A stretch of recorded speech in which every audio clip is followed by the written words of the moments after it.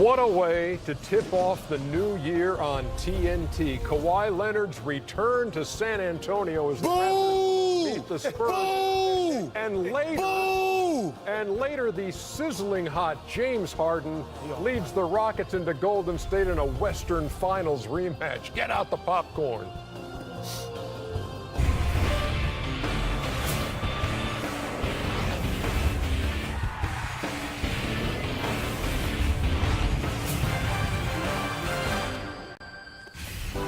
All right, the Raptors and the Spurs, the Rockets and the Warriors. And here in Atlanta, Studio J, TNT NBA Tip-Off is presented by Auto Trader. Ernie Johnson, Shaquille O'Neal, Charles is down there.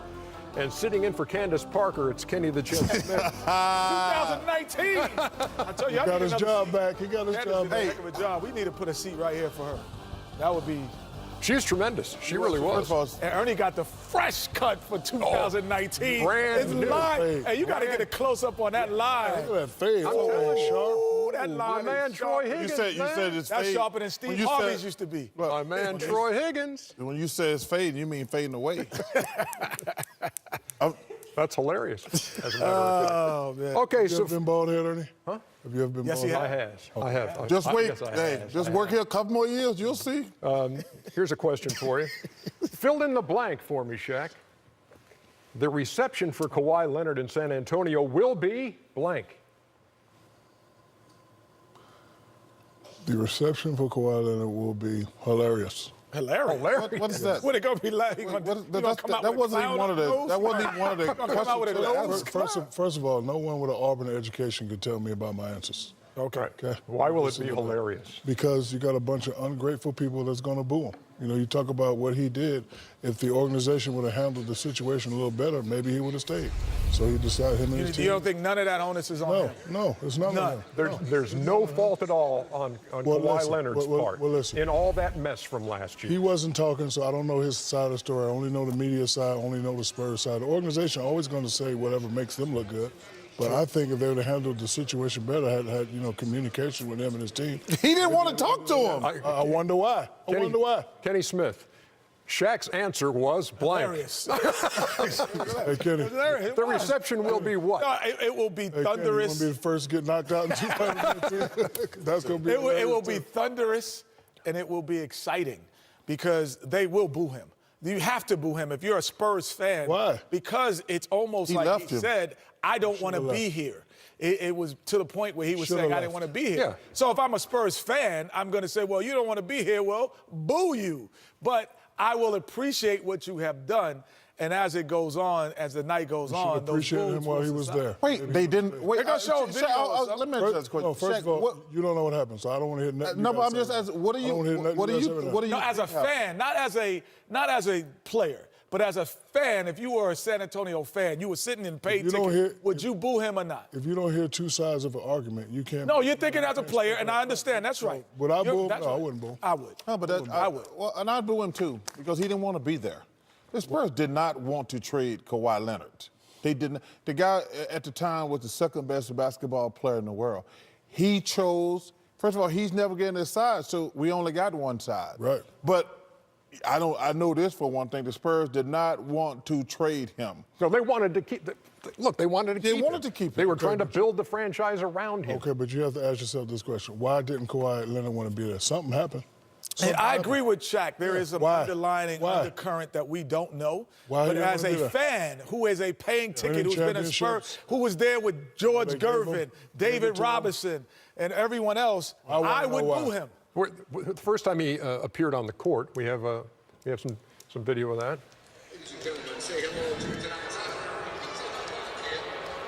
And so you hear some boos in the background. And I would boo the whole Toronto Raptors. I wouldn't cheer for anyone. No, but here's the deal. We will bring you, we hope to, if the timing works out, the intros of the Toronto Raptors, of Danny Green and of Kawhi Leonard. And there is supposedly a tribute video that's also going to run before they are introduced. When you left Orlando, I would have booed you if I was an Orlando fan. Why? Because I like he left. No, that wasn't Shaq's fault. But I would have booed him if I'm an Orlando Magic person. I'm going to boo the opposite They did not want to pay him. I'm going to boo the opposite team. But let me say this, Ernie. I think the question is why does a superstar player leave? Why? I'm not. You're not part of my franchise. I wouldn't hold a sign up. Let me just say this one thing. I wouldn't go to that length, but I would boo you. Yeah. I think the key is going to be the Spurs.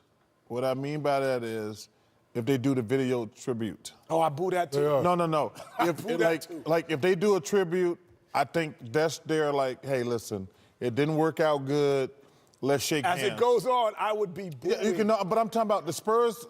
That was the debate I was watching on TV today. Were they going to do a tribute to him and Danny Green? I think the Spurs hold the key.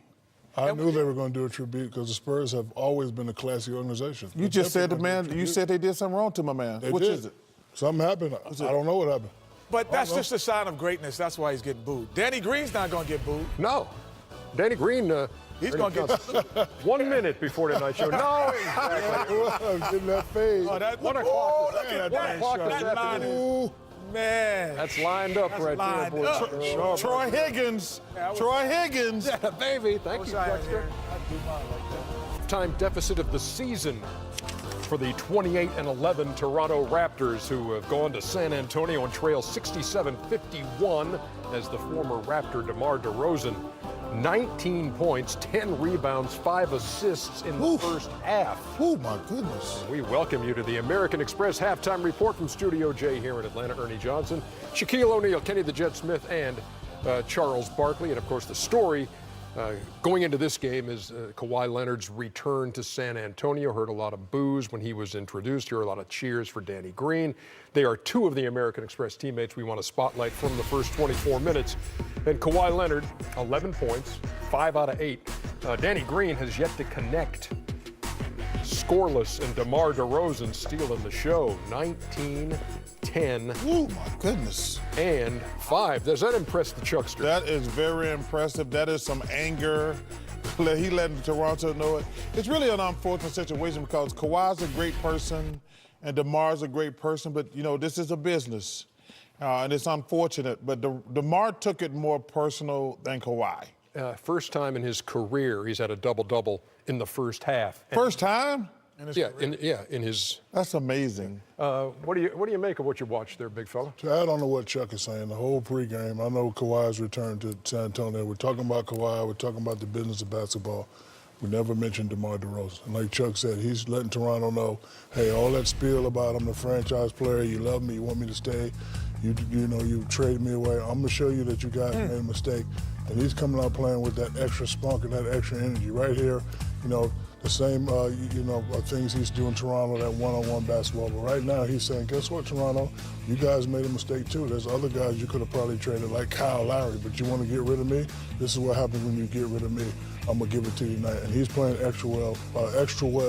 He's saying, what about me? He's letting everybody know, hey, I know Kawhi's returning, but I was dealt in this trade also. What about me?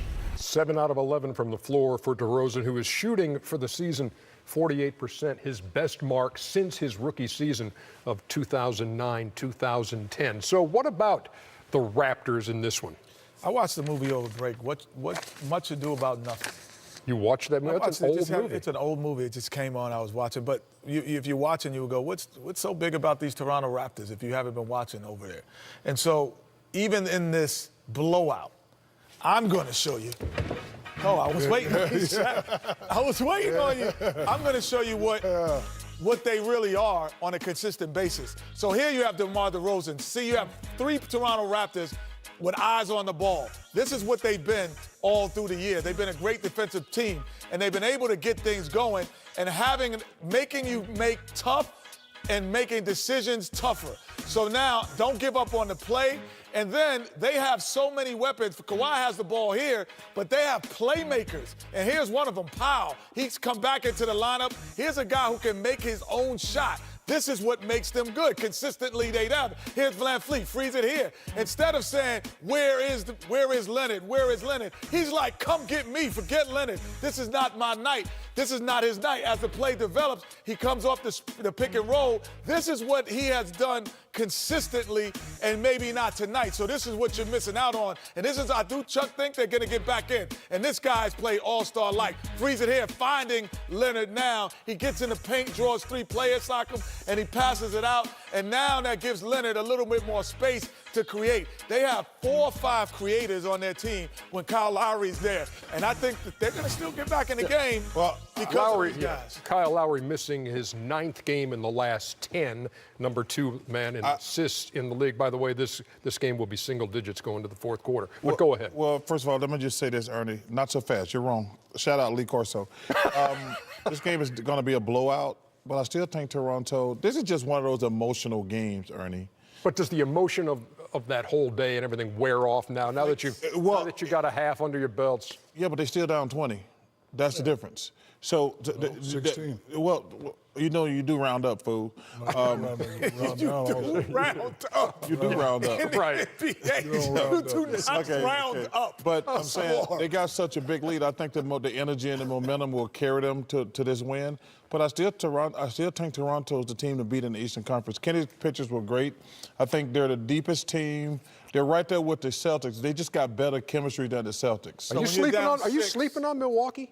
No, I'm not sleeping on Milwaukee. No, Milwaukee's right there in Philadelphia. There's Milwaukee's 4. number 1. What do you mean right there? I'm just saying, there's 4 legitimate teams in the Eastern Conference. I just Who's the best team in the East right now? I'm gonna go with the Toronto Raptors. Okay. Yeah.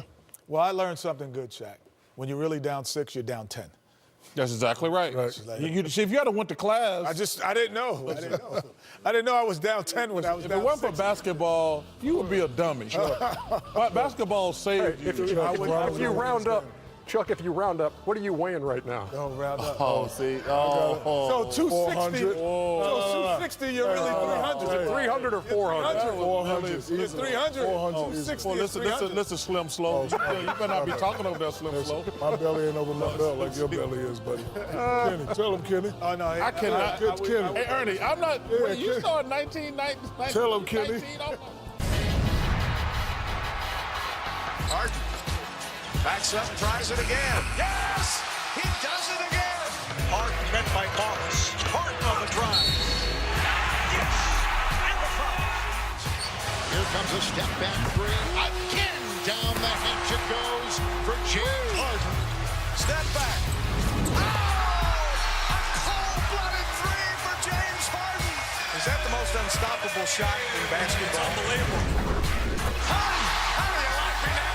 James flexing those muscles. Oh, James Harden with an MVP performance. James Harden did not want the calendar to change to January because the December of 2018 was the best month of his career. He set an NBA record, 8 straight games of at least 35 points and 5 or more assists. He tied the record with 7 straight games and at least 5 threes, joining Michael Jordan and Kobe as the only dudes to score 400 plus in a 10-game span. Thursday night, 10:30 Eastern, TNT. It's a rematch of last year's Western Conference Finals. Rockets, Warriors from Oracle. First meeting winners, the Rockets got the dub. See what happens tonight. Out on the court, Kenny Jet Smith, Shaquille O'Neal joins us. No, you know what it is, right? Tell me what it is. It's those Qs versus those Kappas over here. Oh, it's the Qs versus those Kappas. Okay, we're going to say that for another show. Okay. Next week, we got to have a battle. Kenny next in there week. getting us hyped up. Yes. We got to get hyped up for the game, though. Looking at James Harden, the Terry's on. He seems to drop 40 points every single game. 8 straight is what we're looking at. Now, number one, I saw this crazy stat that he has the most 40-point games scored with taking 12 shots or less. Now think about that. Let that process for a second and answer this question. Okay. But you're taking more than 12 shots, though, because you're getting fouled.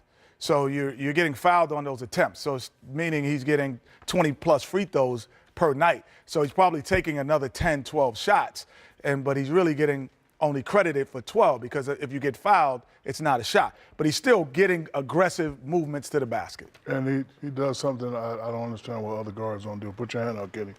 Once he drives by you, as soon as you put your hand out right there, Yeah, and he you goes have in. to call it. You have to call it. So he's going to the line 15, 16. And the strength allows him to 20 get times a game. through the contact. His strength, his upper body strength. So looking at James Harden, with no disrespect to any of the greats, Wilt Chamberlain, Kareem Abdul-Jabbar, Michael Jordan, Kobe Bryant, what have you, is he the most unique offensive player? Wait. I'm waiting for that question. I just want to make sure I put the question out of Put them properly. greats.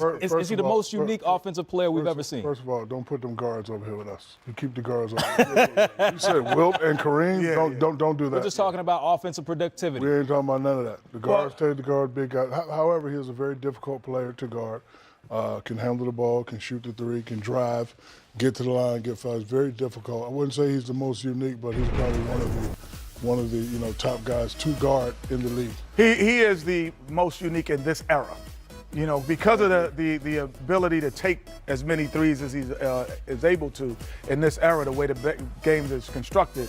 Yes, he is the most unique basketball player because most guys can't get to the line who can shoot the ball that well from the outside like him. But overall, no, the most unique player wore number 23, and you got his sneakers on. So No question about that. What? unique at that position.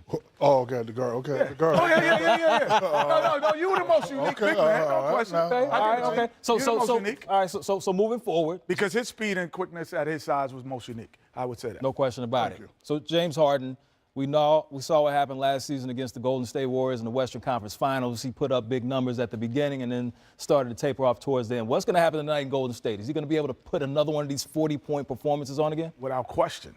He's going to get 40 tonight because you're going to play a game that's going to allow you to get multiple opportunities with the basketball. They're not going to slow the game down. So you play against the Golden State. When you used to play against teams like this, at least for me, Shaq would get 25 shots every night.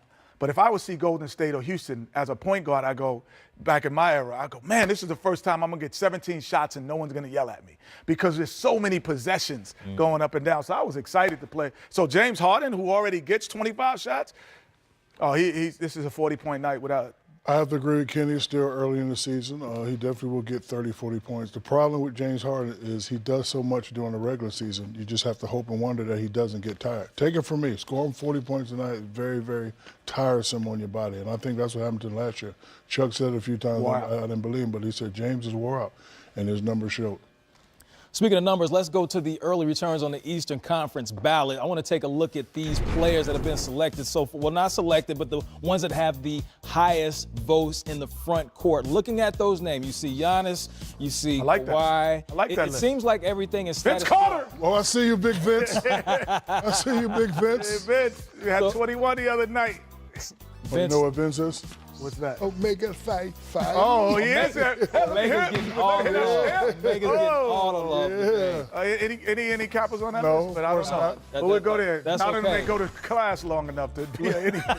Most Looking of at those the guys have Eastern never been to guards, school long enough. Kyrie Irving, but there's a surprise right there. D. Wade taking the last. That's surprising, but that's the last dance. I think that, wow, if you look at that list, though, obviously D. Wade has an all-star numbers. But, Ben Simmons probably be the only one who could argue, you know what, that should be my spot. Kyrie. Oladipo? I think. It's still early, though. No, Oladipo because of the Injuries, missed a lot of games. He can't say that should be my spot. We know your thoughts on Zach LaVine. Good numbers, but not necessarily in a winning program. Not in yet. Chicago. We got to see if he's a looter in a riot. You know what I'm saying? Where you're able to get a lot of points because of the circumstances. Don't start that. We don't know that yet. We got to see him on a good team. But we do know it's time for Diesel Dunks. That's what we're here for. It's showtime on a Thursday. Big fellas, take it away. Before we get started, in the words of Faison Love to Martin Lawrence, don't hit it with that muddy green.